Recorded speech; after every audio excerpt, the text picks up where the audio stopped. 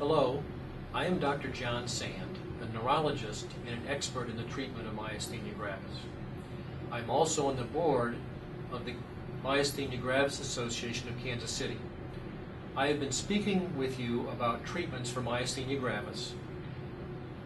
I am going to continue to talk about treatments that alter the immune system, particularly over oral medications. I'm next going to talk to you about Cellcept and cyclosporin. These two medications came out of the organ transplant experience in the 1980s and 90s. Cellcept is a relatively recent medication to come out of that experience, and we began using it 10 or 12 years ago for myasthenia gravis. We initially had a lot of excitement about it in that we thought that it worked very well without the side effects of steroids. However, we have been finding out more and more that it isn't as effective as we thought it was.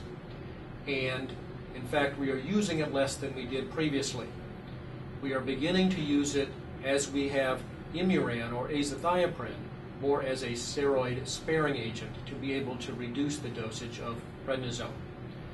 Many of you may be on Cellcept at this time, and it is not perfectly clear to us how much benefit this medication is. I still use it. It comes in 500 milligram tablets. We typically begin at 500 milligrams a day and slowly increase the dosage up to 500 milligrams twice a day, or possibly 1,000 milligrams twice a day, occasionally a little higher at 1,500, that is 3 tablets twice a day.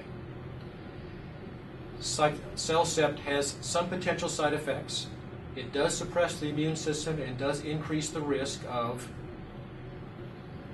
obtaining and suffering from unusual infections, possibly life-threatening.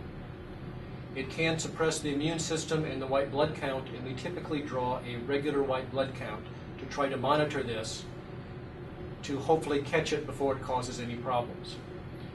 Certainly you can be allergic to any medications, and there have been some rare, serious allergic side effects to Cellcept.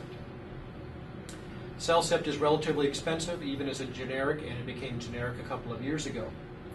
And there are some insurance plans that make it difficult for us to use Cellcept. However, we're usually pretty successful in getting it if we think it's going to be beneficial for the patient.